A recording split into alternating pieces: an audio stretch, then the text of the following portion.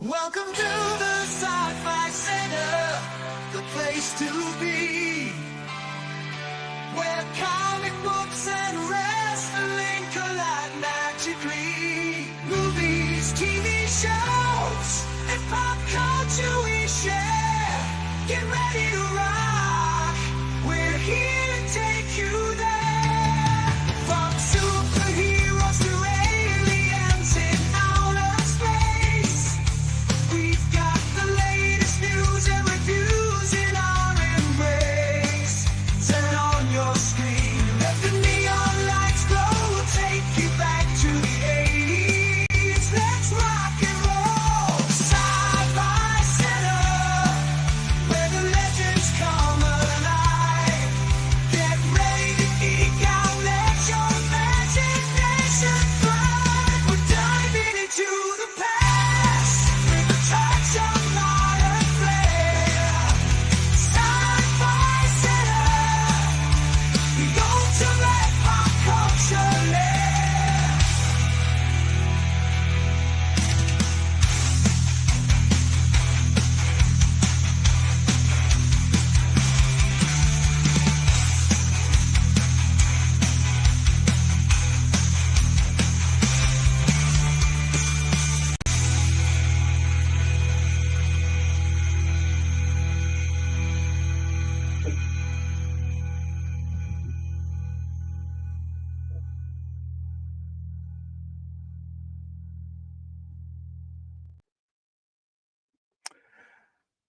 I would say happy Saturday, but that would be bullshit because, like a pigeon. Hold on, this thing's got to go. Yeah, there we go. The sub panel is echoing back over me. Like a pigeon.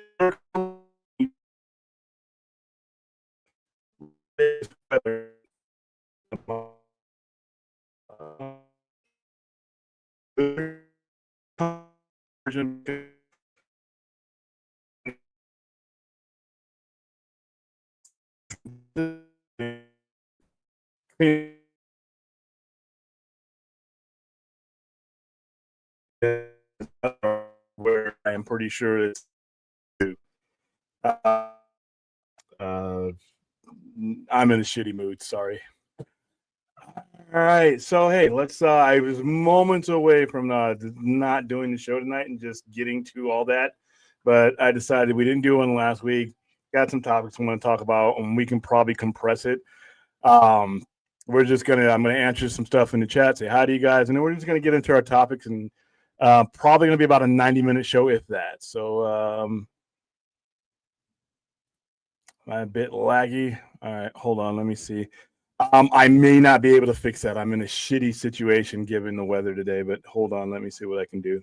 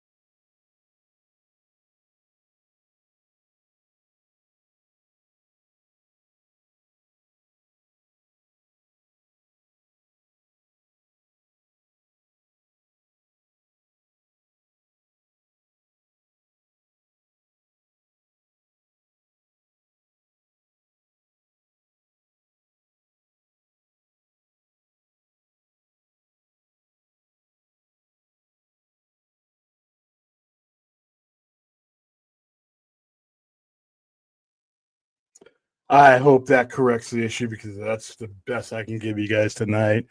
I'll keep it, see if I can monitor it, and hold on.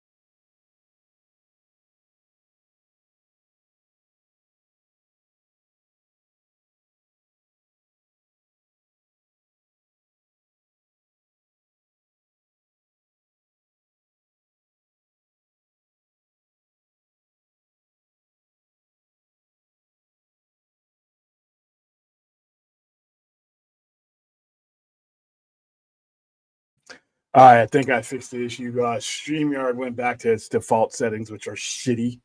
So hopefully you guys can hear me now. I think that's going to work. Like I said, everything revolves around having shitty weather. My internet sucks when it's this way because it's like Cuban Missile Crisis. Yeah, so there we go. All right, so hopefully we got that fixed. Doctor Strange 3 and Black Panther 3 looking likely. Let's go. Wasn't a big fan of the last twos of those. Wakanda Forever, as for obvious reasons that we spoke about at length on this show, I was not a fan of. And Doctor Strange Multiverse of Madness was just a disorganized cameo fest that I wasn't, and I rented out a theater for that, and I wasn't really impressed with that one. So I hope the third one's the charm for both of them. If they're not going to, hopefully they get the recasting of T'Challa done before all this and all that's done. Because if they're not going to recast T'Challa, then I'm going to sit this one out. I don't think Doctor Strange 3 can be any worse than Doctor Strange 2. It was still a fun movie, but it looked like somebody just threw together a rock video and it just didn't have any flow to it. And then like the cameos are just kind of lame. They just bought them in just to kill them. So yeah, it wasn't those two sequels weren't my favorite of the run. Hello, Clinton, how you doing? Okay, cool. Hey, Jimmy Badalinsky, long time no see. I don't think there's such thing as a downfall of MCU, to be honest with you. I don't think that's even possible. You may have ebbs and flows where things are going better than at any given time than others, but I think they're a victim of their own success, and that's what people match them up against. So that's fine, but I don't think there's really a downfall. If they bring in another variant, that's fine because any variant that they want to bring in, they can consolidate into the prime timeline. Because everything that happens in Secret Wars and Doomsday is going to be to consolidate and restart time, so that it'll restart it with the additions of these universes or the exclusion of certain universes. So if you bring in a variant T'Challa and want to make that your T'Challa, that's fine. That's just one of the pieces you keep going forward. I thought they could have done that before, to be honest with you. Yeah, work had me going in at 4 a.m. Last month now, but schedule's back to normal. Good to hear. Okie dokie. So I'm going to go ahead and just get started with our number one, not number one, our first up topic, 1982. I was a really young collector. I was still buying the stuff off the racks. I had not started going to comic book stores yet, but I knew who the X-Men were. I damn sure knew who Chris Claremont was. At 8 years old, I'm still getting the whole reading thing perfected. And comic books were the way I did it. That's why I became a fan of comic books, because articulation and a lot of the words that I in sentence structure and all those type of things were in comic books. One of the very first things that I picked up was this on a regular basis. I bought them out of order. The 7-Eleven got issue 3, then they got issue 1, then they got issue 4, then they got issue 2. Just the way it was back then. This is Wolverine. This has a distinction of being the second Marvel miniseries. Second Marvel miniseries. When you think of all the miniseries that Marvel's done in the last 46 years, this to have the distinction of being the second overall one that they ever did was cool. And it brings together two people who were at that time really helping put Marvel where it would be the next 7, 8, 9 years. Frank Miller and Chris Claremont came together on this. So I can't, between what Frank Miller did for Daredevil and Batman, and what Chris Claremont did for all mutant books, because he was a writer, he was a collaborator on a lot of different ones, New Mutants. These two were the driving forces, in my opinion, in the early to mid 80s. They would hand that over to guys like Jim Lee, Tom McFarlane, other guys like that, Ron Lim. But when comics were just just becoming something that could business could be built on. These are the guys at the helms, and this is the stuff that was coming on. Now, this comic is particularly violent for the era, and it's what defined Wolverine. Chris Claremont had already been doing the work from 1976 on, you know, defining his personality, but all of that was in conjunction with the X-Men. All that was playing off of the team that he was putting him in. Here he's on his own. Here, you know, all the thought bubbles here are his, and he's not worried about a team. He's not worried about what a team thinks about him. You know, his berserker rages and things. Lots of ninjas in this. Lots of ninjas. I think Wolverine has to kill about 1,000 ninjas in this. But let me go ahead and bring up some of the panels for this.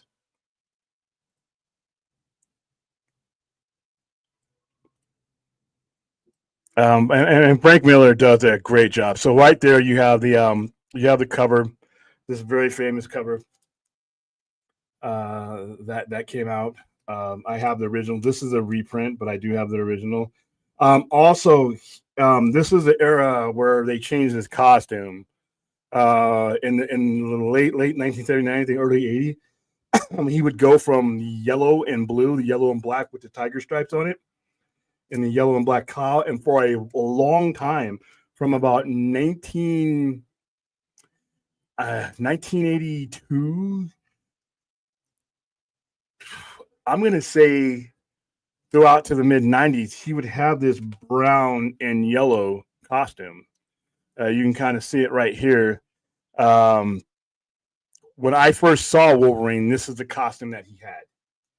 Has the brown going down the middle and the yellow on the sides and the dark maroon, the dark brownish cover. And this is you know, the costume that I would know him for you know, most of my couple of years. Now I have other issues on here where he came back to the I think Jim Lee when X-Men #1 came out in 1991. That's when they started to switch back to the yellow and black. I think that was a preference from Jim Lee because that's who was drawing the comic at the time. Most of you guys, depending on what generation you're in, you pretty much wouldn't have seen this unless you were buying back issues, because once he's been wearing the yellow and black costume again for about 35 years now. So a lot of you probably never picked up an issue with this one on it. But Frank Miller does a really good job in this. Lots of black blood. This is a lot of the blood that's in here. He's killing people. He's cutting people. But it's suggestive instead of completely gory as like it would be in a comic book today. Frank Miller was a master of doing that. If you look at Dark Knight, a lot of the blood stuff that's in there in Dark Knight is brown or black. And they did this so that they didn't really, you know, they get people off their back about the violence. But there's lots of stuff going on in here. Wolverine he's taking some time from the X-Men. He's gone to Japan to look for the love of his life, Maruko, and she's involved in a whole bunch of other things that he has to fight his way through. This is one of the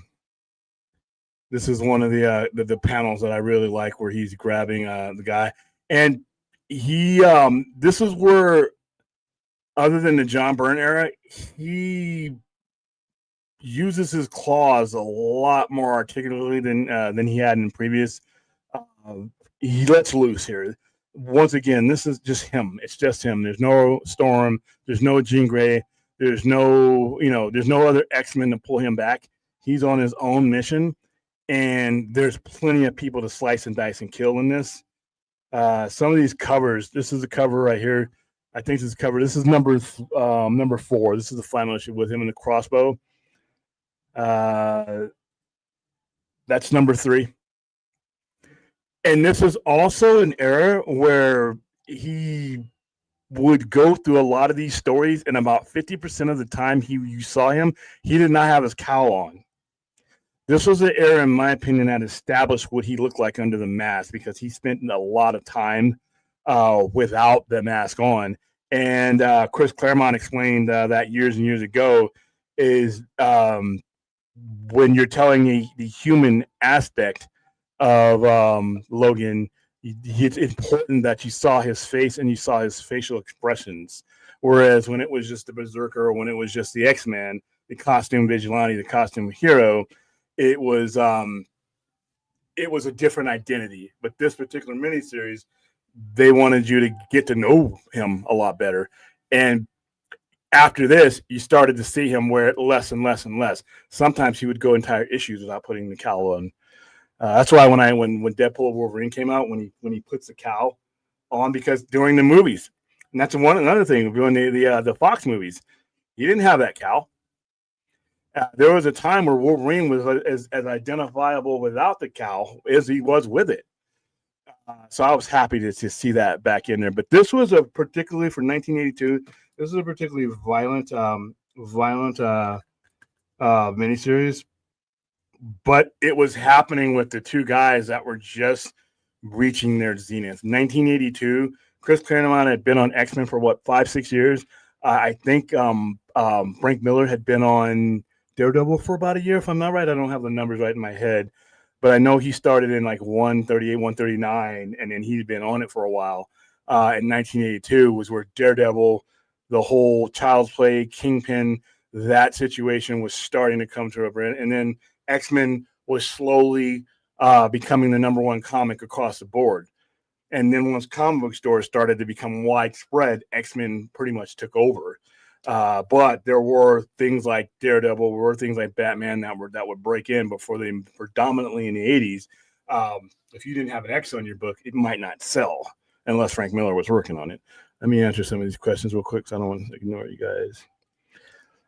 So now, that woman cover looks like the cover they use in Deadpool and Wolverine when Wolverine faced Hulk. No, that cover, the cover you're talking about is Hulk 340, Incredible Hulk 340. That's the Todd McFarlane cover. That's the cover where he's got his blades facing this way, and Hulk's reflection is into that. I had that issue too. I had that signed by Todd McFarlane. Hulk 340, what you were talking about is this. It's one of the most famous covers out there. Every time I go to a convention and Todd McFarlane is signing something, a lot of it is going to be this cover. Here we go. So you're talking about this right here.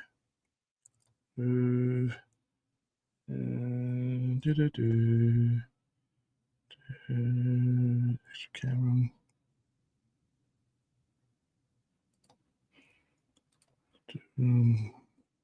Too many steps.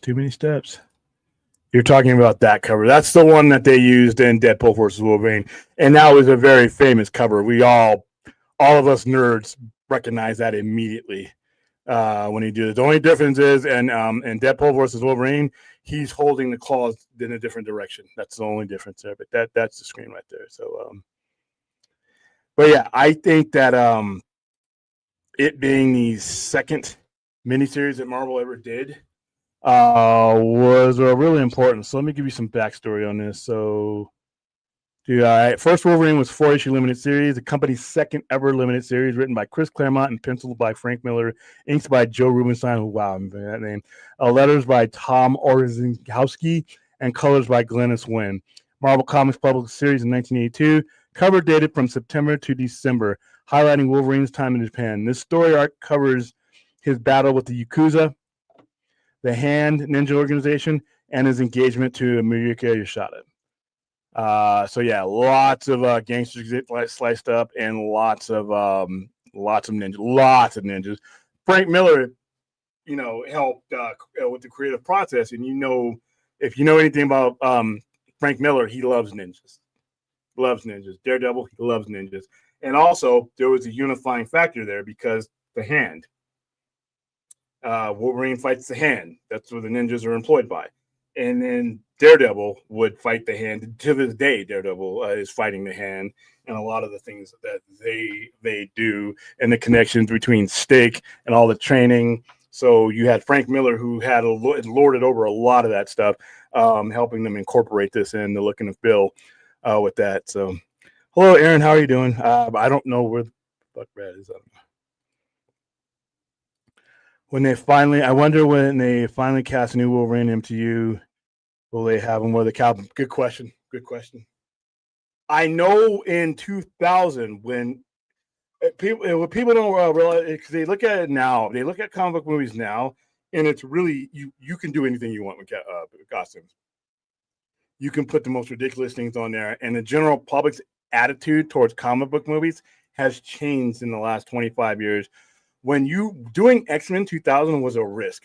I still contend it's the most important comic book movie ever made, because of what it told Hollywood and all these industries what they could do with an ensemble cast that size and with that type of world building. The movies you have today came from that genesis, because that told Hollywood that yes, we can do this. Yes, we can build a world. It doesn't just have to be one character here, one character. We can start world building. And then a lot of those people would be the people who would help form Disney Studios, MCU, Marvel Studios, and all those things. There's a lot of familiar names. But in 2000, you wouldn't have been able to get the cow and the yellow and black and all that stuff we were just in a different place. When they were making those movies then, they wanted to use the familiarity of the IP, but at the same time, they were at a crossroads where they were worried about that, if that would alienate the normal, which we called normies back then. So the X-Men were, for the most part, in black and leather and all these kind of things. But now, in the 25 years since, it's become pop culture. It's cool now to go to these things. It's cool now to cosplay as these things. And then cosplay is a big reason why a lot of these things have become acceptable. Nowadays, Wolverine can look exactly like he did in the comic, whereas in 2000, that was not the case. The only characters really that you could do that with straight out of the book and be as colorful and crazy as they did off the page were the iconic ones that every man, woman, and child had already learned to accept. The Spider-Mans, the Supermans, Batmans, Wonder Woman, Hulk. These are ones that had been ingrained in people's brains for decades, and they had that long to accept them. X-Men, although popular, comic lore wise, the general public didn't become as aware of the X-Men until way later after all these other ones do. So that's why when you first see an X-Men movie, you kind of see muted colors and muted things, because that's, they didn't know if the general public would buy it. So I hope he wears the cowl though.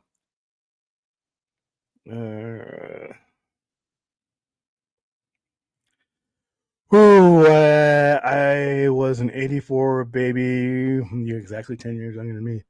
But it was 1990 when I got my comic. It was Uncanny X-Men 266. That was the first Gambit. That's a good one to have. And that was the beginning of Jim Lee's permanent or continuous run.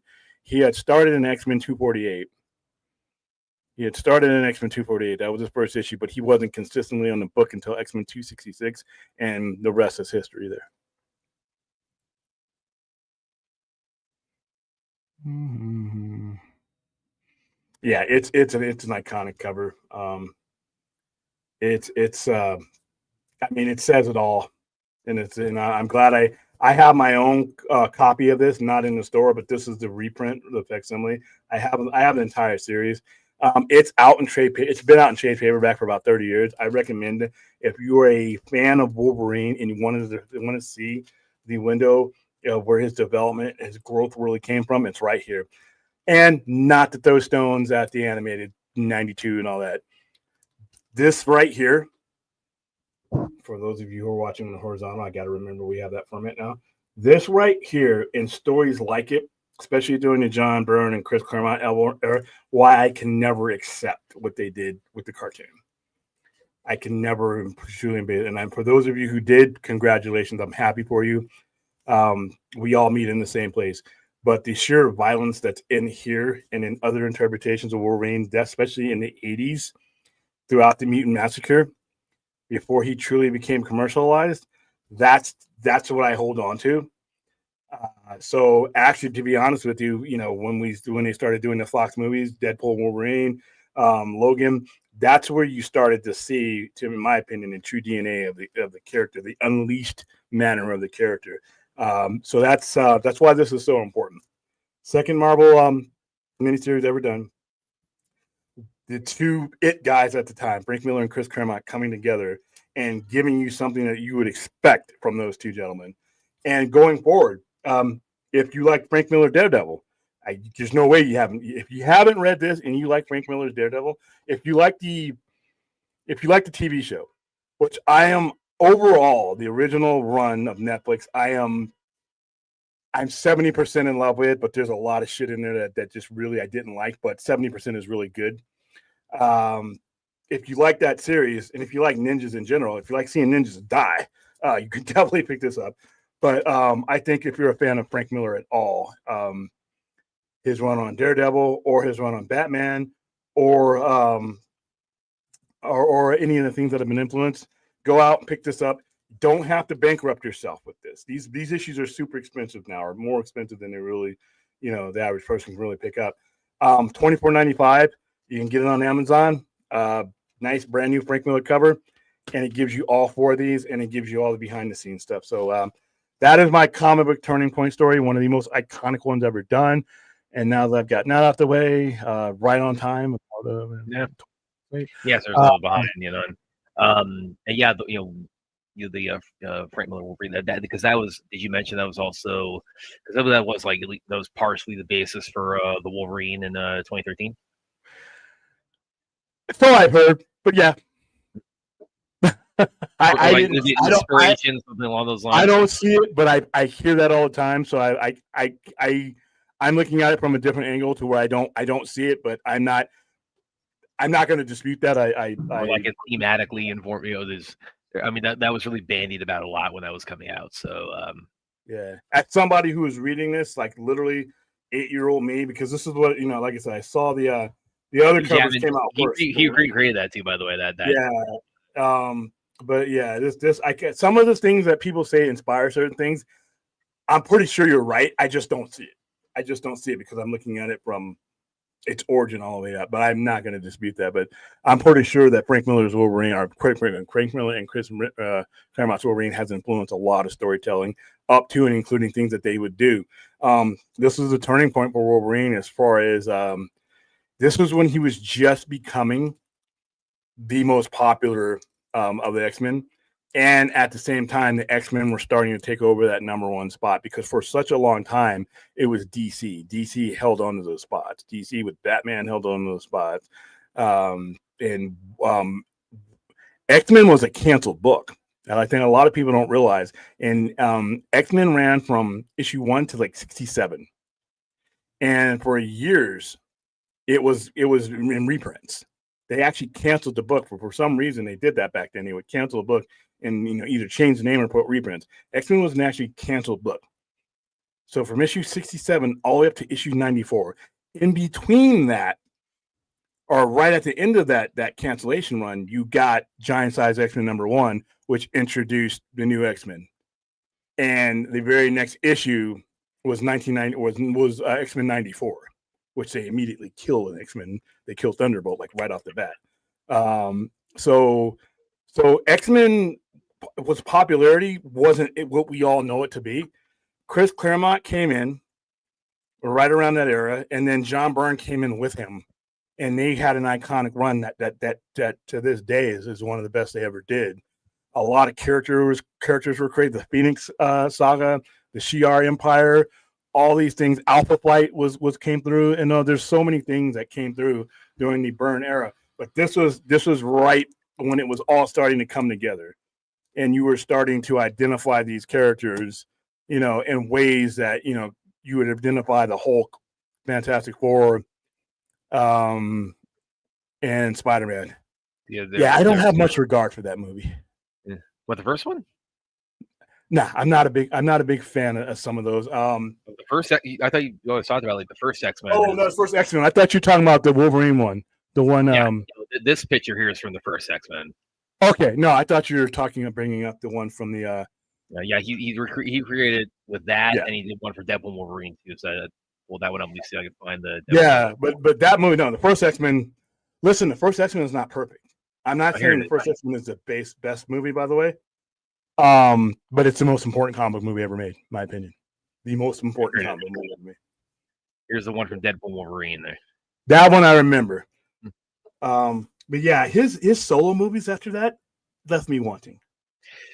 I mean, they got better as they went along. It's like, I mean, Wolverine Origins, you know, it is what it I is. thought Wolverine Origins sucked. The Wolverine actually, I think, is pretty underrated. And then I think that's no reason. I think it's rated right where, me personally, I think it's rated right where it's gonna be. And then Logan is different. Logan's the one that pretty much got everybody as far reception wise. Because it was the only one of those, in my opinion, that is it's the most. It's well made, well acted. It's like everything that they were trying to do in those previous movies came together. That's my favorite Charles Xavier from Patrick Stewart, and my favorite version of Hugh Jackman's Wolverine. And that Logan it outclasses his other solos. Like, you know, the Origins was like that's almost comedy for me. But you know, hey, listen, they did well. They did well enough to keep the train going. So and it gave Scott Adkins a leg up. He was making a name for himself. He was the Weapon 11 double for that. So it will always get extra points for me for that. Okay, so for those of you who don't know who Scott Adkins is, just at this point, fewer people than William wants to admit. But I wouldn't go this far. I wouldn't. It's not infinitely rewatchable. No, I barely found it watchable while I was watching it, and I paid to see that movie. A lot of people like them. I don't like those movies. I think that they took a lot of liberties and just you know, but they weren't horrible. I just wouldn't make time out of my day to go watch them again. Except for Logan, I'll watch Logan. At that point, Hugh Jackman, he was actually talking about like after Origins, he because he wasn't happy with how that turned out. He was and by the way, like what I said there. I don't know what you're on right now, Pro. What I said there about like it gets a leg up and it gets extra points by vote for it being like an early stepping stone for Scott Adkins during his early career. But even that said, it's like Scott Chapman. Explain who Scott Adkins is to the 99.9% of people who have you seen John Wick 4? Then you've seen Scott Adkins. There you go. There was literally. Is there any broad thing that people are gonna? Is this no? If you Scott Adkins. When we're hosting a show and somebody throws out a name that most people aren't going to know, I need a little context. I'm very familiar with at this point. I'm sorry, that's objectively the case. Okay, so everybody's seen John Wick. Look at the numbers. But anyway, even saying that, Scott, Hugh Jackman, and Ryan Reynolds, they've all come down. They've all spoken very disparagingly of Origins. Yeah, I thought Origins sucked, but hey, Hugh Jackman, like he was talking about it at the time, like after that first 4 movie run, he said, and he said this around the time of Logan, I think, where he said he was considering, I think I may have kind of like, kind of run my course on Wolverine. He was considering step away from the role, and then he had the cameo in First Class, and then it just kept going. It's like he First Class was actually a pretty decent, actually above decent movie. Yeah. But Wolverine Origins, I'm like, this is. Well, he had the best scene in First Class too. He had my favorite scene in First Class. And like, hey, we're here to go fuck yourself. Yeah, wasn't like I said. So bottom line, I wasn't a fan of most of Jackman's solo movies. I thought some of them were just not good. I enjoyed them in X-Men, but the X-Men movies are not perfect. I think this is fairly reflective of like kind of the consensus as far as like the X-Men proper movies. The ones that I think tend to get rated the highest are X2, First Class, and Days of Future Past. Those are the ones I think get the most love. Quality wise, I would agree with that, because X-Men wasn't the best of the X-Men movies. The first X-Men was not the best of the X-Men movies. There was a lot of work to go. When you look back on it now, I mean, it's like, it was definitely groundbreaking for its time, but it was also pretty small scale for what we now associate with DC and Marvel. Because we wouldn't have that scale without that movie. We just would not have that scale without that movie. That movie, and no one has ever presented to me another movie that has the importance as far as where we are at in modern comic book movie making and where we've been for the last 15 years. I've had people give me their favorites. That's not what I fucking asked you. I've had people give me their sentimental ones that mean something to them personally, and that's not what I asked you. Importance as far as everybody who's going to make these movies for the next quarter century. are sitting there watching these people take that risk with that kind of IP. And for the very first time, that is the first time that a world was being built. Not a little community around one hero, not Gotham City around Batman, not Metropolis around, not New York City around Spider-Man and whatever the tight-knit people. A world in which an entire ensemble cast is operating within that world. And if you look at the bones that is in X-Men 2000 going forward, there's one of the primary reasons why the MCU was able to get off to such a fast start was because many of those people had been building the brand's credibility for the previous 8 years, either with the Sony films and Spider-Man, which didn't hurt, but with the X-Men films, because the X-Men films, more so than the Spider-Man films, said, we can build a world, we can add an ensemble cast and tell a story from multiple different directions. And by the way, that's what happened. You remember hearing that story about they tried to make facilitate a Wolverine cameo in Spider-Man 2? Like they flew Hugh Jackman. I mean, they came close to doing it. They flew Hugh Jackman out to the set, and basically, from what I've read, basically the only reason that didn't happen was it's gonna get sued out there or something. So, yeah, is it is. Oh, Aaron's definitely not a future past fan. Either that or you're trolling me. I don't know, but I think that's one of the better ones. But hey, like I said, all of these movies is how they hit you. There are people who love X-Men Origins or Wolverine Origins. I think I don't like. But it's all subjective. So that's the influence that, in my opinion, this had on there. And then you had a domino effect with everything going forward. But now you have comic book people that are doing these things, and people see that costume, the normies see that costume for the very first time, the ones that didn't pick up a book. Hey, maybe you'll pick up a comic, and see what's going on.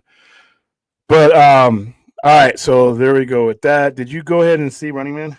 I did. Just got home about an hour ago from that. Okay, I only saw the first 42 minutes. It was enough to where I'll get a chance. When I get the chance, probably not going to be in a theater, which means 2 weeks from now. I will watch the other half, but I just didn't have the time and I had weather. Yeah, overall, I really dug it. For those of you who have seen the original or kind of are familiar with Stephen King / Richard Bachman novel, so it's set in a dystopian future where the United States is, everything's kind of gone to shit, and we have this collection of reality shows where people basically risk their lives for a big cash prize, and one was the Running Man, where if you can outrun people being sent to kill you for 30 days, you get a ton of money. Len Powell, his family needs money. He ends up doing that for this, and overall, really enjoyed it. I mean, the Arnold movie is, it's definitely very 80s cheese. It's definitely much more. The original is definitely much more an Arnold Schwarzenegger movie first and a Stephen King movie second. And this kind of endeavors to be more so. It is interesting because I've been thinking about this recently with the Long Walk, and even when with The Stand, is because Stephen King, he's so associated with horror, not inaccurately, obviously, but I don't think his name doesn't get really it's not as linked to kind of the dystopian future social commentary sort of subgenre. But he's done a pretty good amount of work in that realm. So I don't know what kind of why that is. Maybe because just the horror work sort of horror sells, the other stuff doesn't. Yeah, but well, yes, this is definitely. It's Edgar Wright. Really going Edgar Wright. I mean, very. See, now Junkie said that last night, and I've seen his films, but there's nothing about his films that to me says, "Oh, that's him." Well, what of his have you seen? You named him the other day. Wait, hold on. Let me, because you pulled up the list. For my money, the one I would, if I had to pick one, where I would tell people this is last night in Soho. I didn't. It was probably Scott Pilgrim. I would say is the one. Scott Pilgrim I've seen. I like Scott Pilgrim, but there's nothing in that any of these other movies that he's done that says, okay, that's you. Like when Denny does a movie or Ridley does a movie, I can tell I can sniff that out. There's really I nothing think- descriptive about his movies. I mean, I don't know. I guess I'm not that big of a I fan. think that he's I think also his stylistically he's a little bit more amorphous than probably like a lot of auteur directors, so maybe that's part of it. But you really had a lot of fun with this. I think I'm trying to think, as far as like the comparison, the original, like I said, the original was very much an Arnold movie first, Stephen King, Richard Bachman second. This is again, this endeavors to be a little bit humor to the book, and kind of on that, I think it succeeds. And definitely, if you're an action fan like Aaron and I are, I think you'll definitely have a lot of fun with it. A lot of chases, a lot of stunts, a lot of crazy action. So that's really it's definitely really a real it's definitely really a popcorn movie. So overall, had a lot of fun with it. Okay, Josh, like I did not get a chance to see the other half because I had to leave. why'd you have to leave? We had two different screenings happening, and I wasn't supposed to be at either one of them. But we handed out enough seats to both that and Now You See Me, Now You Don't, or whatever the other one. And they were on two different ends of town. And then there was a problem with the list. There was a problem with the list. I got forwarded. I think half the list got mixed up in between two different locations. So I had to go down there and make sure. Running Man was a slightly earlier movie, and it was the priority one because I had the most people going to that. And so I was there, and there were people showing up late as fuck. We tell you guys to be there 6:15. So we had to get that sorted out, and I just stood there talking to the reps for a while, half-assedly, and I'm watching it. And then there was another issue. That very same issue happened over at the Brendan Palms for Now You See Me. So I had to go. Actually, no, other way around. AMC. So I had to go take care of that. Whenever I have more than 50 people converging on an event, I never just leave it up to the studio personnel that's there to count and take tickets. That's overwhelming, and it's not a good look. These people are there in my name. I got to go make sure things get. So I got to see a little bit of Now You See Me. I don't have any plans on seeing in the rest of that, but I do. I saw enough of Running Man to where I'm like, yeah, I think this is. It's I only saw. I guess it's a 2 hour and 5 minute movie, a little bit longer. Yeah, than, it's about 2 hours and 10 minutes. Like that. So look fun. It looked fun, but like I said, I'm not an Edgar Wright fan. There's nothing about Edgar Wright that just jumps out at me and says, "Ooh, he's doing that movie. I got to be there." Like if you tell me Denny's doing a movie, I'm there. I think also doing a movie, I'm there. I think it's interesting with him too. Like a lot of his legacy, and I mean this isn't meant to be disparaging, but I do think a lot of his legacy, not his legacy is. I'm not sure what the right word for it is. Yeah, I know what word you're looking for because I'm looking for it. His resume. Well, not just that, but also it's like he's kind of also known as the guy who never got to make Ant-Man, too. So that's kind of yeah, but he's credited with that though, isn't he? Well, he's got like a co-story credit or something. He wrote it. He wrote it. But he said. I mean, of course, he famously walked away from the director's chair on that, and he's even said because recently it turned into something. Well, because it was like he was pitching it even before the MCU began, and by the time it got up and running, what he was going to shape it into was just not going to be an MCU streamlined movie. I think it was amicable. I think it was. It wasn't bitter. It's like, oh, it just sucks he didn't get to direct the thing that he had been prepping for so long. And all this people have been hearing, right? Yeah, he does have a co-writing credit on the first Ant-Man. Yeah, so, which incidentally is the only one I really like. It's the first one I like. The other two I barely remember. And two made its money because of that last scene. The only thing I remember about two is the end credit scene of them turning to dust, which was when that was a shocking because they actually swerved you there. I mean, Marvel had become so predictable at that point, but that happening was not predictable. So I thought that was kind of cool. But yeah, so I think again, it's like he's like what pull up his resume here. So Fistful of Fingers, Shaun of the Dead, Hot Fuzz, Scott Pilgrim. This is everything he's directed. It's not just including writer credits. World's End, Baby Driver, right before Kevin Spacey's career imploded. Sparks Brothers, not imploded, self-destructed. Yeah, Maybe it's a better word. Oh God, I hope are we getting another Christmas Eve video from that maniac this year? I still believe that guy's going to be back. Do I want him back? Do I think he should be? Not the question. I think that guy's going to be back because he's got backers in Hollywood that are vouching for him now. Have you seen? Have you seen? I need to show you for this. You've seen the videos he puts out on Christmas Eve, right? Yeah, they're cool.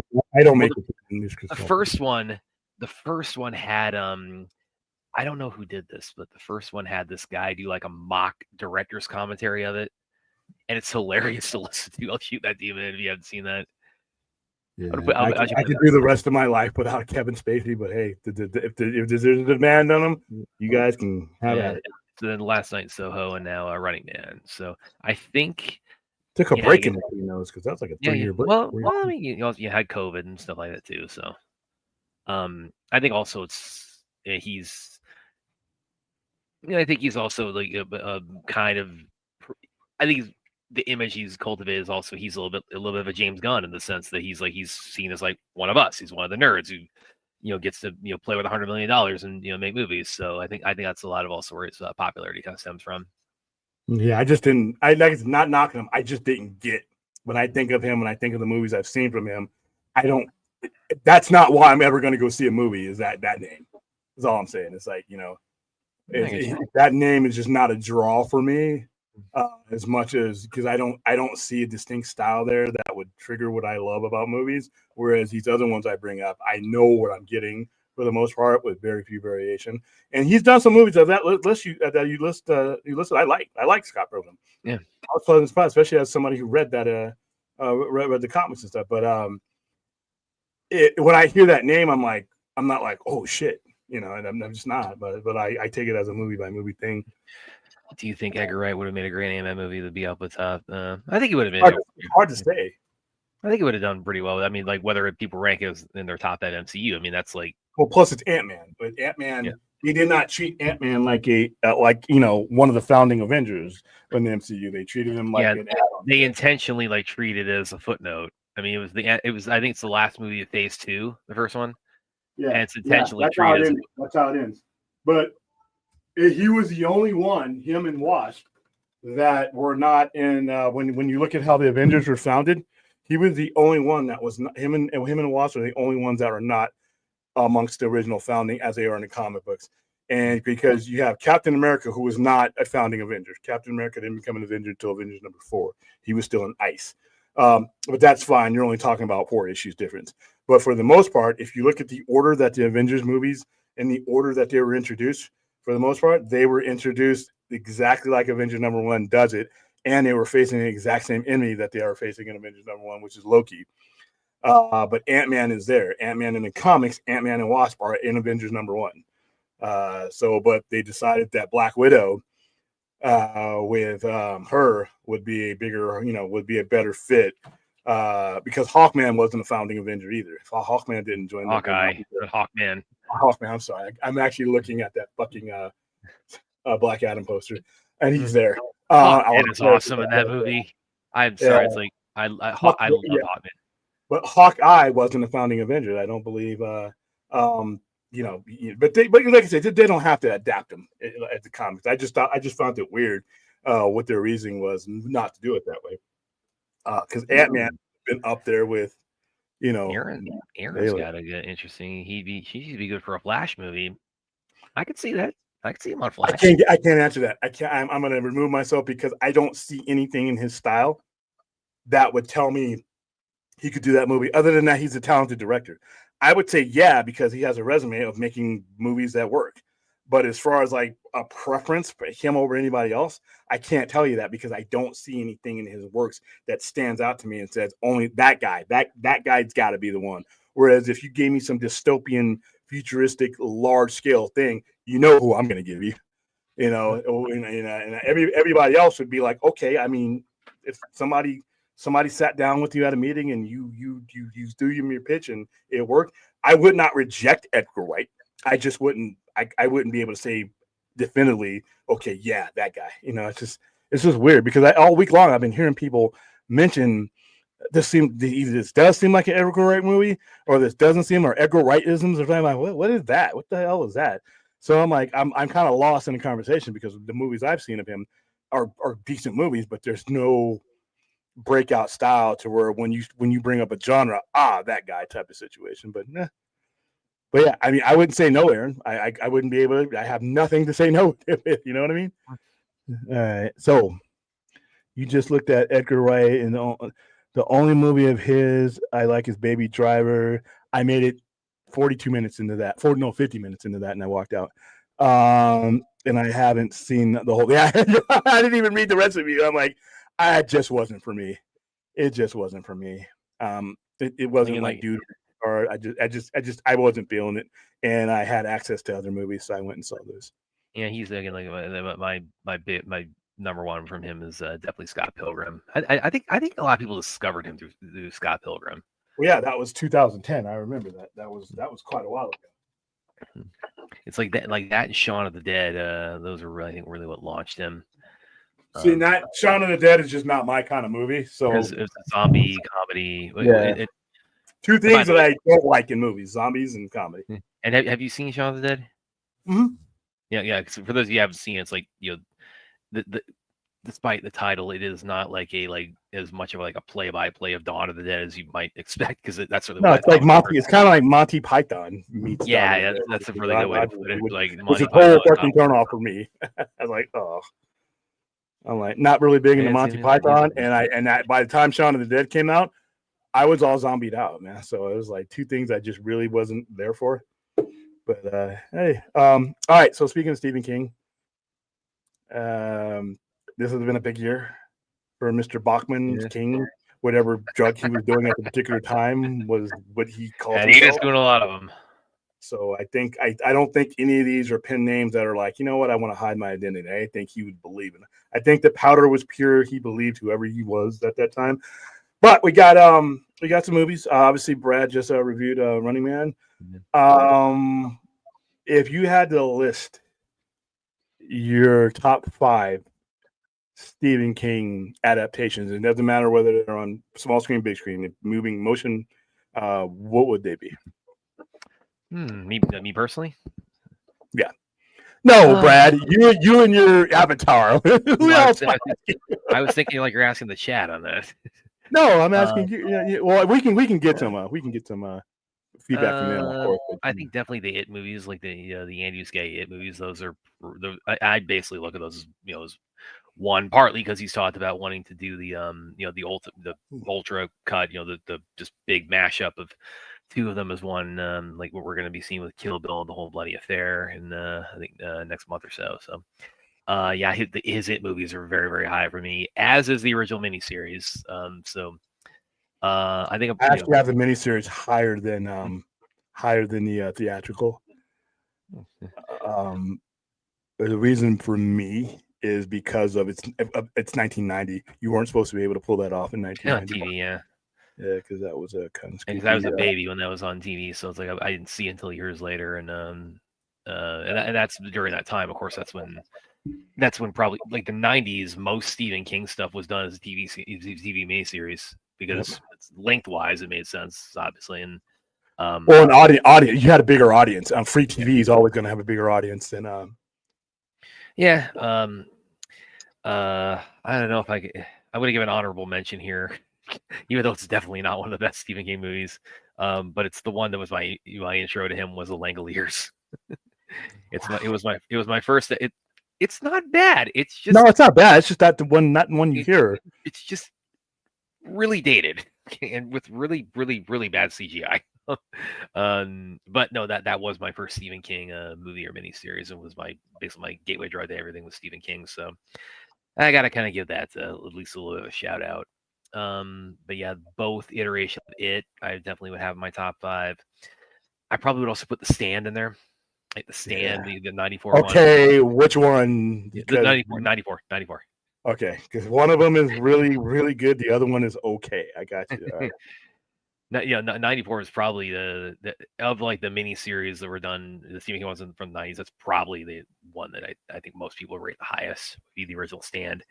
And I mean, it was a big deal at the time. I mean, and it's like 6 hours long, like all told.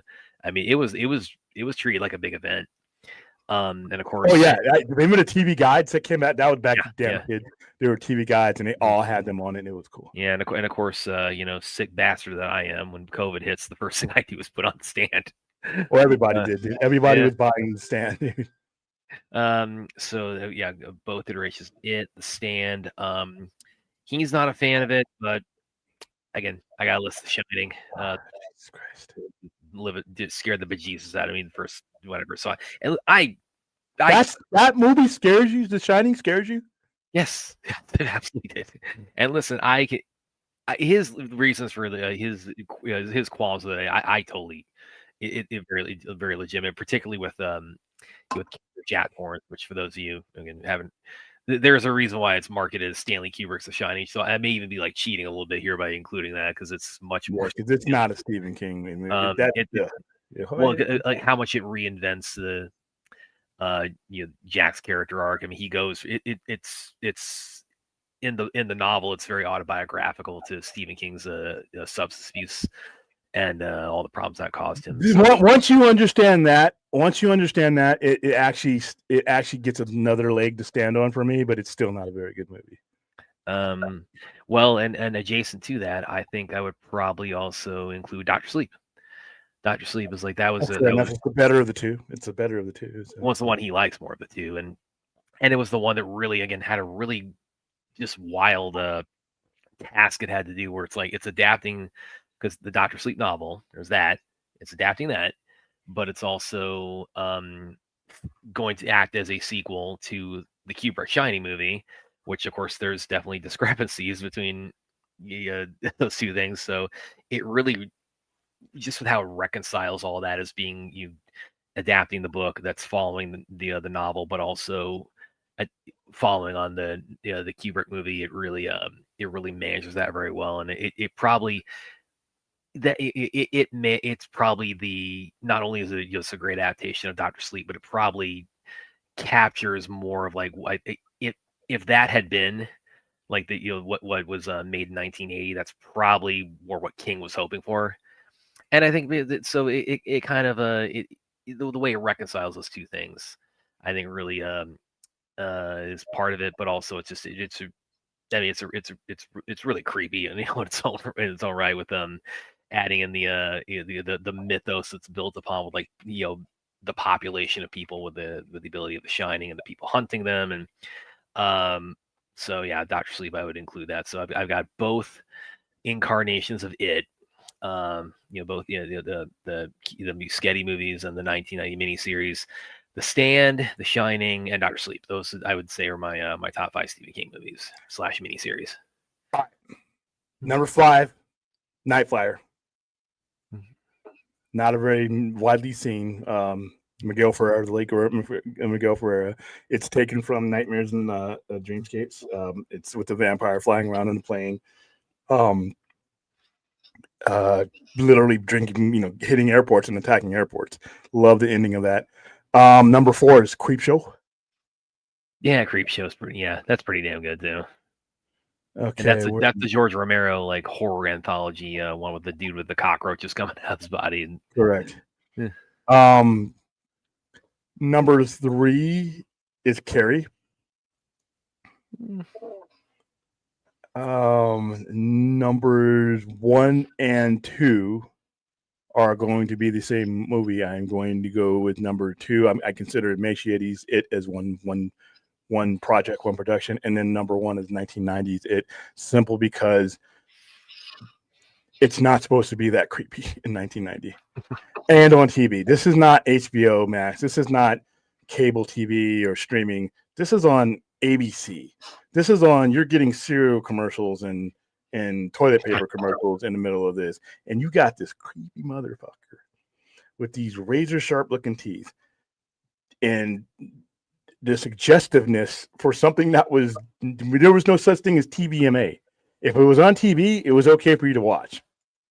I don't think that show was okay for you to watch, but they pushed the boundaries and I love it. Tim Curry, all due respect to Skarsgård, but Tim Curry defines that role in the way he looks and moves. It's like, it's just creepy as fuck. I mean, Skarsgård does a great job, and that's why that movie is like right behind it. But given the time, and Tim Curry at that point in his career was super talented, he could do anything. So I put that one slightly ahead of the Andy Muschietti version, but yeah, there's so much stuff. And just to give you guys an idea of just how influential in film he has been. His very first one, I think, Salem's 1976 was Carrie. He had Salem's Lot, is another one I could have been through.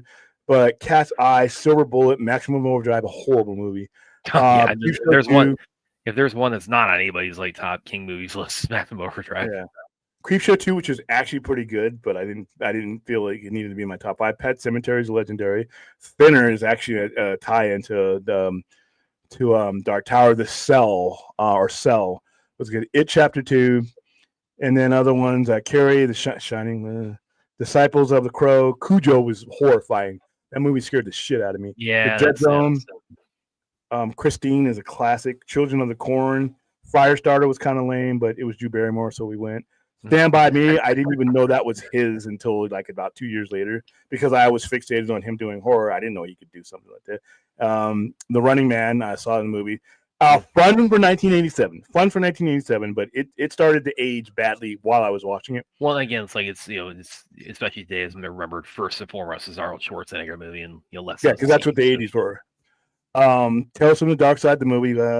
Graveyard Shift, Misery was, I would say, a classic. Got Kathy Bates an Academy Award.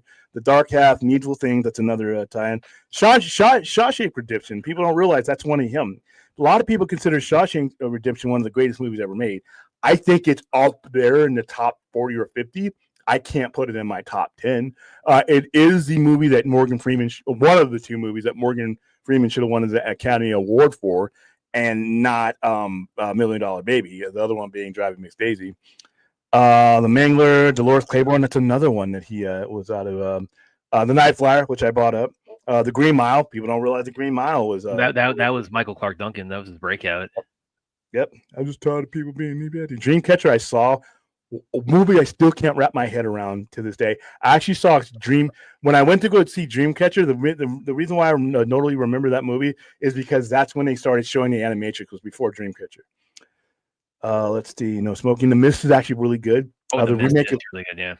Yeah, I do not like the remake of Carrie. The Dark Tower sucked, but that's not his fault. Yeah, don't get me started on the Dark Tower. That where that lies out for me. Doctor Sleep, I think, is great. The remake of Firestarter, to me, sucked as much. Yeah, I didn't think it was anything to write home about.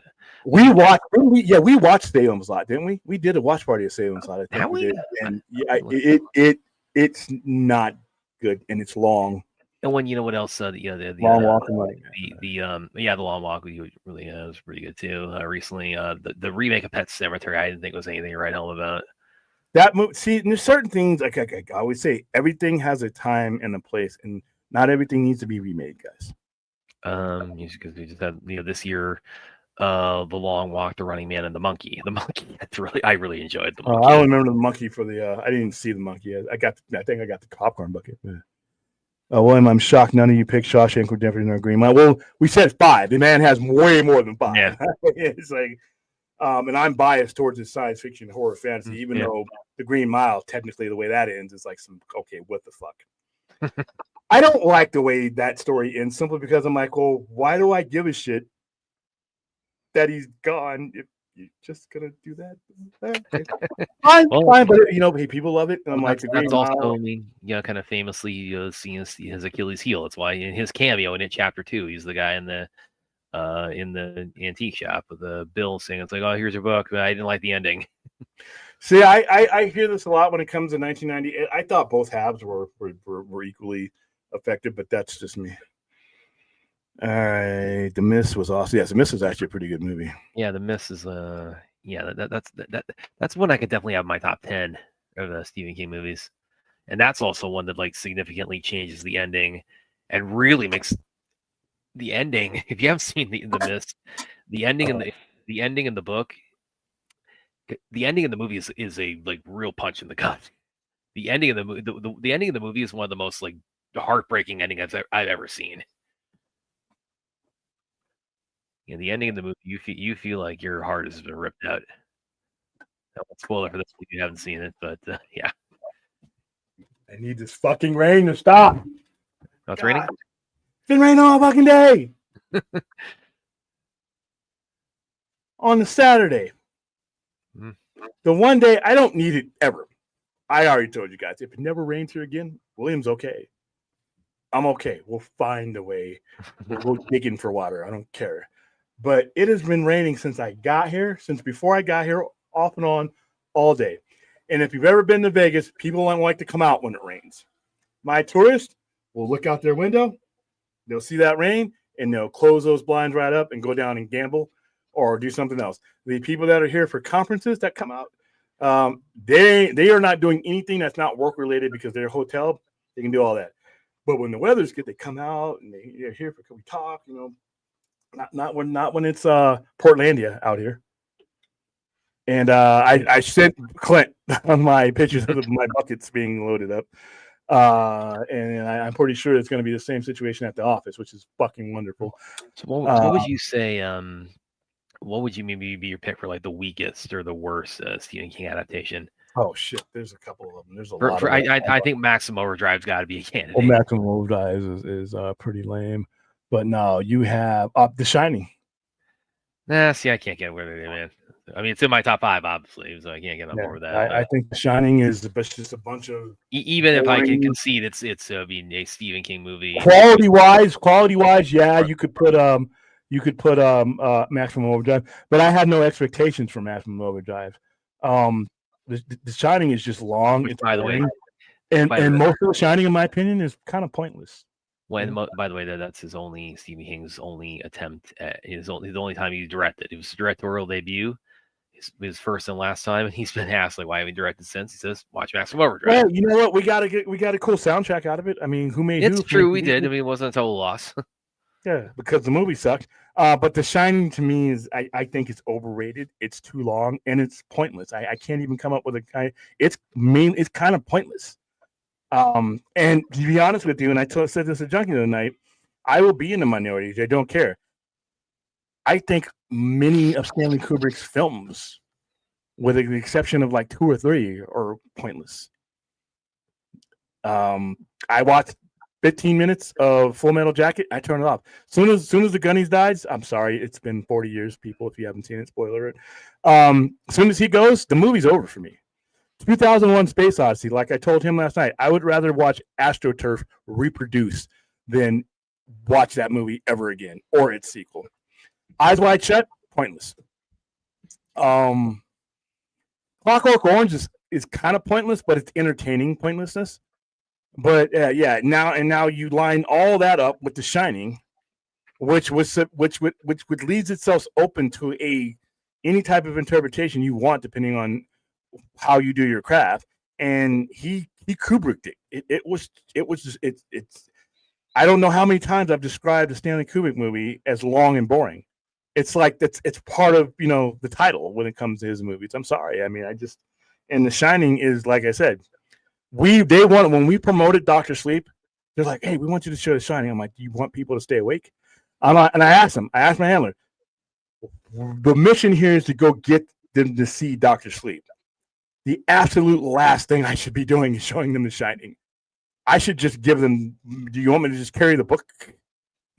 I'll tell you what. I'll give them copies of Dr. Sleep and The Shining. They'll be in a better mindset, because if I show them The Shining and then I go send them to Dr. Sleep, I don't know if I think I'm going to lose them. I was really worried about losing people. But nope, that's what they wanted to do. And I had to sitting there watching that movie here. And then we did that here at the center. And I'm like, oh my God. And I know when The Shining is going to end. I know how it ends. But when you watch The Shining over and over again, you still ask yourself, is this ever going to end? So yeah, it's not anywhere. The Shining, as far as watchability goes, is near the bottom for me. Maximum Overdrive, I can watch Maximum Overdrive long enough to hear AC/DC, but Yeah, I mean, it's like, I don't know, probably gonna break you. Well, I mean, would this have been the case for like a lot of people in '86? I mean, Maximum Overdrive, that kind of was my gateway to AC/DC. I mean, that's the only good thing about the movie. That's the only good thing about the movie, because it is a bad movie. And it was, I mean, they are the sound. They're the score. They're not just the soundtrack. They're the score. Angus and Malcolm Young did the score for that. Yeah. So, yeah. Otherwise, it's pretty bad. It had it also it does I guess it gave a little bit of like pre-Raimi exposure to the Green Goblin with the Green Goblin, truck. But again, that's about all you can credit I it never for. got. I'm like, what is this? But sure. All right, what else we got on the thumbnail? Because we've covered a lot. So, we're going to cover. I'm going to go use the restroom real quick. Okay. And then we are going to jump into something that I really think people are starting to forget. You remember certain things about it, but people just don't. Not enough people understand what liquid television was and what it gave to. And that's actually going to be kind of my intro to it. So I'm just going to let you have the floor on that. Yeah. So I'm going to go run in the rain and use the restroom, and I got it pulled up. I got a really good article pulled up that they did a few years back that I really want to highlight. So I'll give credit to that. But I will be right back. So anyway, guys, The Furious is a Hong Kong martial arts ensemble. It's upcoming. Okay, let's see you guys got it. It's funny you should bring this up because I really the next time I kind of have like a thing I'm planning on doing now. Anytime a John Wick movie is dropping, and I'm going to see it, I'm just going to put up that GIF. Like, here's Johnny. That's what I'm going to do. Anytime with John Wick, I'm going to use the here's Johnny GIF of Jack Nicholson from The Shining. It works. Works perfectly. Fun facts, the boys from Clockwork Orange made a cameo in Space Jam Legacy. I did not know that. They had a lot of cameos, and mostly of Warner Brothers' own characters in Space Jam Legacy. If you watch that movie, the climactic basketball games, there's a lot of people in costume as different Warner Brothers' own characters, whether it's Looney Tunes or what have you. It is. Bad spoils the movie, then apologize. What did I spoil tonight? Didn't spoil anything. I don't say the second half of It 1990 was bad. I just never failed to crack me up. But still had scary moments like the graveyard scene. Yeah. I mean, I think probably one that stayed with a lot of people is the Stink scene, Beverly. And actually, by the way, it's like that is actually something I did think, as good as that is, Muschietti found a way to top that in his movie, because the blood just covers the sink in the 1990 movie. In the Muschietti movie, the whole bathroom just gets just awash in blood that only Beverly could see. So the blood in the sink, that's it's a very creepy scene. What else you guys got? I think Eyes Wide Shut would have been better if Stanley Kubrick finished this full vision. Yeah. I mean, that's like true for a lot of directors. You pull up his filmography here real quick. Because I mean, believe it or not, I'm kind of with William. I'm not the biggest Kubrick guy either. I mean, basically it's kind of The Shining for me as far as like my Kubrick fanboy or fandomness.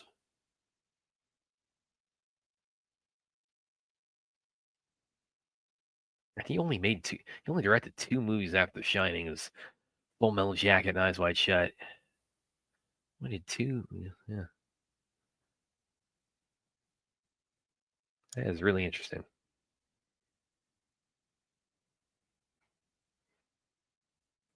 All right, let's see what you guys got. Oh, Jesus Christ.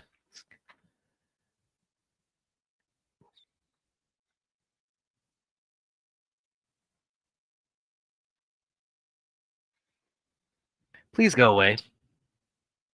Just get a life, for God's sakes. Who are we talking to? I'm not, you just see him in the comments. All right. Well, like I said, you're bringing nothing to the thing, so there you go. Eyes Wide Shut. It was his last movie before he passed away. Yeah, and that movie was pointless. I mentioned while you're away too. It's like I'm not the biggest Kubrick guy. I mean, basically, it's The Shining for me as far as Kubrick's filmography. It's like I'm not a big Kubrick guy beyond that. Yeah, I mean, sorry. Okie dokie, man. All right, so real quick before we get into that, the restaurant scene from It 19 would be even better than the one. Well, here's the thing though: the one in with Bill Hader as Richie. I remember like because I saw a chapter with Ashley and and that's where Richie's just going to town on Eddie and like just has like all his like his comedic banter there, and I turned to Ashley in the middle of the movie and go like, damn it, Richie's an asshole. Okay. All right. This article is courtesy of Erin Maxwell of a publication called Remind. She articulates it way better than I could have. So I'm Aaron, thank you. Not Aaronology. Aaron from Remind. I'm stealing your Not shit because he's not Brad's not Brad's creepy motherfucker. Let's see. Here we go. All right. The lasting legacy of MTV's Liquid Television, the show that launched Mike Judge, Eon Flux, and more.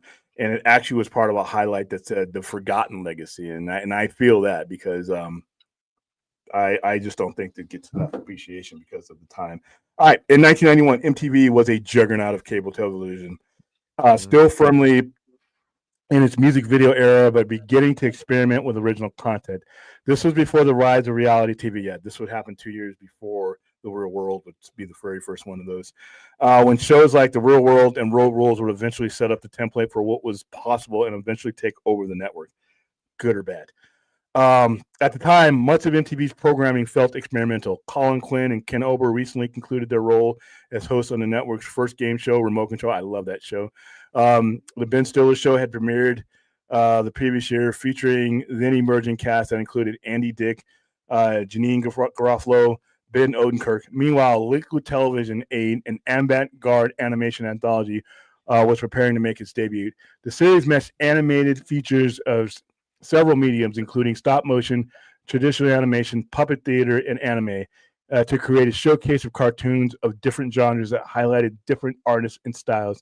The series quickly acted as a platform for beginning animators looking to get their foot in the door, as well as would-be filmmakers hoping to make a name for themselves.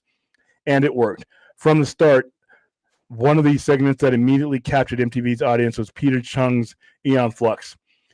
Sleek, sexy, subversive, the anime-inspired cyberpunk series blended expressionism-era visuals with a dystopian science fiction setting. The result was a striking narrative centered on a scantily-clad super spy who, during her run on Liquid Television, remained almost silent as she repeatedly attempted to topple a totalitarian regime only to be killed over and over. Yeah, she died. Every episode she died. It was hilarious, but it was cool.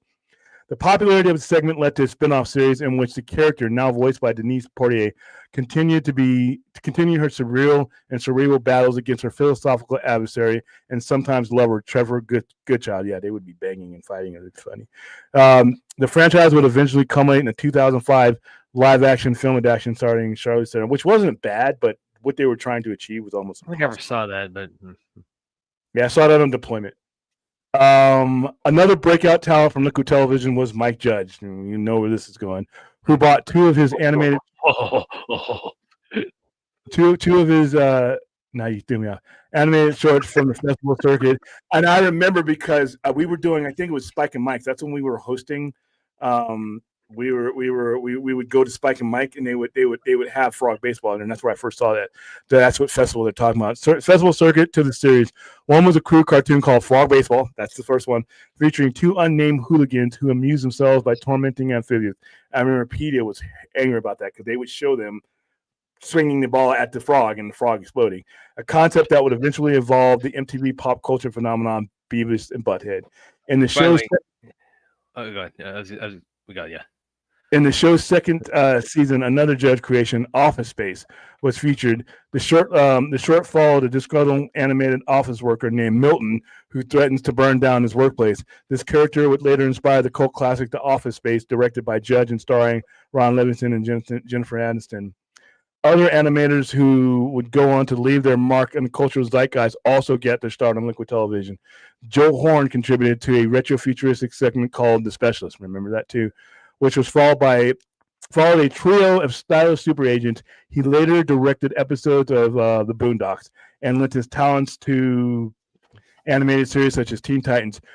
I'm going to butcher this name, but sorry. Yoshiaki Kawajiri, I'm sorry, who created the segment The Running Man, Went on to make incredible mark on anime by directing Vampire Hunter D, Bloodlust, The Animatrix, and Highlander: The Search for Vengeance, among others.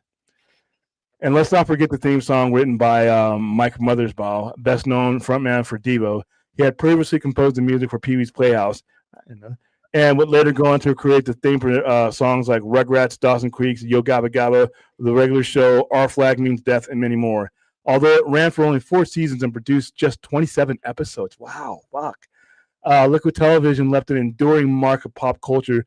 The boundaries it pushed and the talent it launched, its influence is still felt today in shows like King of the Hill and Netflix Love, Death, and Robots and Castlevania, both of which echo the experimental spirit, mature themes, and the visual boldness that define the original anthology series.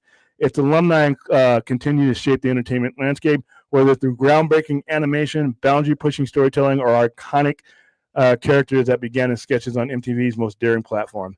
And I'm pretty sure one of those that's not listed on here is one of the great accomplishments. I think I'm echoing to your microphone.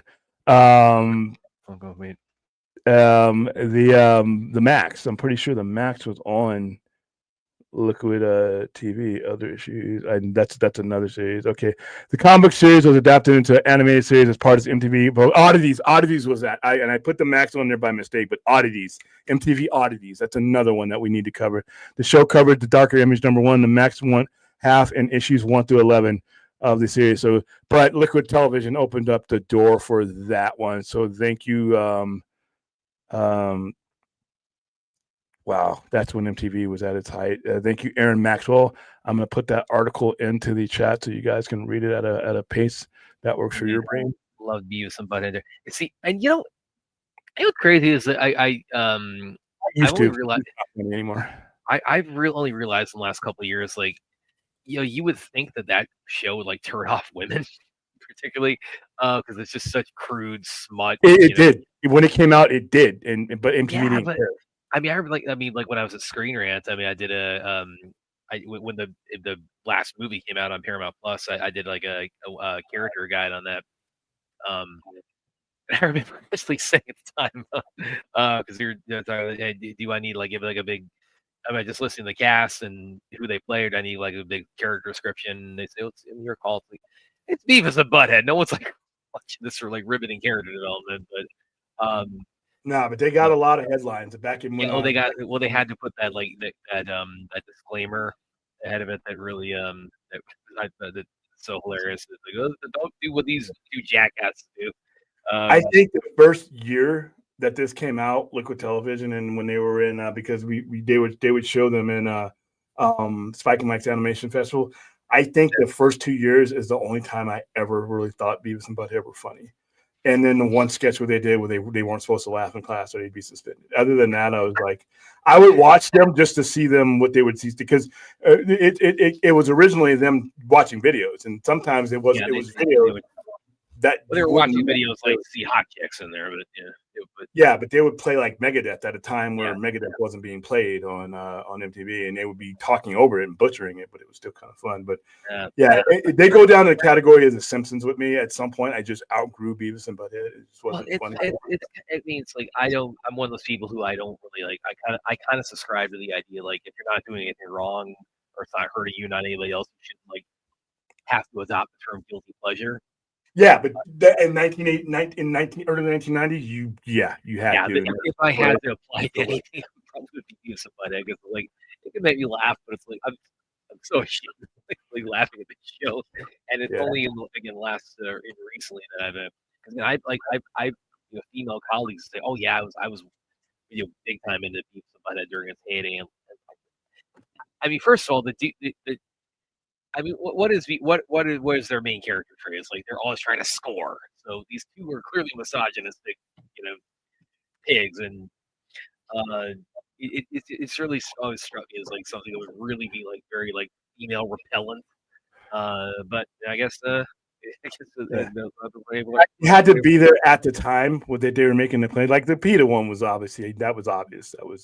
They were. I mean, it's depicting animal abuse. And Daria, of course, is a spinoff. Daria is a lot more highbrow than Beavis and Butthead, which isn't hard to do, but still, it's it's very much the yin to their yang. It's very Daria is a much more intellectual show. It's a very funny show. Yeah. By the time Gaia came around, I was like, yeah. I mean, la la la. I mean, it was like he went from like her parents changed from when they were in her, she was in her thing. They because they first started appearing in Beavis and Butthead, and then she got her own show. And by the time she got her own show, I was done. Well, the animation style also changed so drastically from sorry, from their show to hers. Yeah, it for the longest time it just really Beavis and Butthead, and like the movie as well, like really captured that. The movie was stupid. I saw that in the theater. I don't know why. The guy wants to score his life. Yeah. He's paying us. We could buy a new TV. So it's definitely it was the kind of characters these dudes are and the kind of humor that the show minds. It just always struck me something like this is definitely a sausage fest in terms of its audience, but I guess I was wrong. Your mic is completely fucked up now. Oh, you're not coming through. Say something. You hear me now? Yeah, you just had a bunch of feedback. Steve there. It always struck me as like because of like who these dudes are, their number one goal in life. It always struck me as this is going to be a very much a sausage fest with its audience. But what do I know? I guess. Yeah, and like I said, some of the stuff hung around still around to this day. It's just that, like I said, towards the mid '90s, and then you had South Park come along, and at that time, people started going in that direction.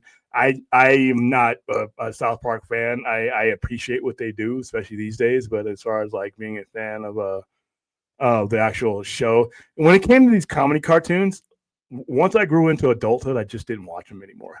I just didn't. I was I don't have to watch these anymore. I'm just not going to. Judge, I tried to get into King of the Hill as a kid, but I watch it here and there, but it didn't. My big thing, of course, as a kid, as far as like cartoon animations was Simpsons. So that was really where my I watched a total of I think a half hour of King of the Hill, and that's by accident because I think it was on after X-Files and I over-recorded. Well, and that's also kind of an unofficial Beavis and Butthead spin-off because I mean it's the Hank Hill is very much same dude. I was like, are you the two dudes that have been whacking off on the super shit? Yeah, but I watched that, and as soon as I saw all the people in the show, the dude is like, blah, blah, blah, I'm like, I'm never gonna watch this again. You guys enjoy. Did you see the movie theatrically, Beavis and Butthead? Mm-hmm. I lost a bet. I remember I lost a bet because I would have never like consciously gone and seen that movie. But I lost a bet, and I forgot it was with Army buddies, of course, and I saw it. It wasn't like the worst experience of my life, but I would not have gone other than being cool. What are you expecting? Yeah, no, it was what I expected it to be. It was kind of stupid. It's like it's coming out of its ass, but it's also coming out of the ass of the ass. And I realized why I stopped watching the show. I mean, it had some moments in there. Cavity searches all. I mean, it got some laughs, but not enough for me to want to sit there for an hour and a half of it. And then when they farted and blew up started the nuclear because they met their parents or met their dads in the desert. It's kind of lame. I mean, it's like when those people who do go on to do movies that are Saturday night sketches and it's funny for 5 minutes, but when you stretch it to 2 hours, it's not funny anymore. That's what a lot of that kind of stuff is for me. So, all right, guys, this is going to be a short show simply because I got to go do some damage control here in my office here and dump some buckets. Oh, you getting rain damage? Yeah, I'm on second floor without an elevator, so just imagine how fucking fun this is going to be. And I've warned everybody on my social media, if you are one of those people who are, we needed this, my exact quote myself, stay the fuck away from me. Okay. You're talking about the rain. Yeah. Keep your distance. Stay the fuck away from me. I didn't need this. I can show you a whole bunch of shit around here that I didn't need today. So yeah, never rains here again. I'm good. We'll figure it out. We'll get the water from somewhere. But yeah, this city, my parking lot that is usually bustling with car shows and shit like that's fucking empty right now because they're not going to come out in this. So, Sorry, you just with the Beavis and Butthead. I maybe flashback. I'm sorry, just made my mind flashback to one of the jokes in the movie that always made me laugh the hardest is when they like stop at like the one where the geyser display is and they go in the bathroom and they look at the toilets with the motion detectors. It's incredible. That's amazing. It flushes on its own. And that was funny to you? That was one of the funniest jokes in that movie for me. It's incredible. That's amazing. Yeah, I don't know. I just go out. I have this hat. I have this hat, Aaron. That's what I have. For those of you, Brad, I'm just gonna go ahead and say it. Brad is as creepy as he comes off. I'm sorry. I just can no longer hide it because he doesn't try to. So, all right, well, we're gonna. Unfortunately, you hopefully haven't seen like Noah's Ark floating past the Star Day. Hopefully, it's not that bad. No, but it's rained. It said it's supposed to start up at 10:45. I'm fucking waiting, and then we got more next week, and I'm like, why? And I know what it was like when I got here to Vegas. I know how much rain we got here. I got into Vegas in December of '93. Yeah, and I swear to God, we did not have this much shit. How cold is it get there this time of year? It's about 65, 68 Okay, degrees. so it's like cool basically. I can deal with the cool. Hell, I can deal with the heat. The one weather and the two weather conditions that are complete bullshit are wind and rain, because both of those do destruction. Cold doesn't destroy shit. All right, the heat doesn't really destroy shit. Might drive up a power bill every now and then, but there's no damage. 114-degree heat, I don't have to worry about what condition my office is going to be when I come in, or whether people are going to come see me because of that. You know what? People come out in 114-degree heat. They'll come right up those stairs and they come right in here. You know what they won't travel in? The slush shit out here. Fucking. Oh. There we go. All right. Well, hey, tomorrow night, 10:30. Welcome, Terry. Very topical with the Stephen King talk this evening. Yeah, well, I did that on. You saw how my design there. I did that because of the movie, and then now we're watching it. So, it was by design there, Brad. But I know. Yeah. All right, guys.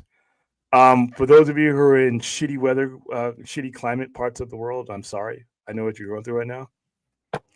Don't wish it on anybody. My fellow Californians who are dealing with the same storm, but in a much worse 2 inches of rain. Fuck all of that. So yeah, everybody stay as safe as you can, stay as dry as you can, and we'll see you tomorrow night for the clown and all his friends. Bye. Yes.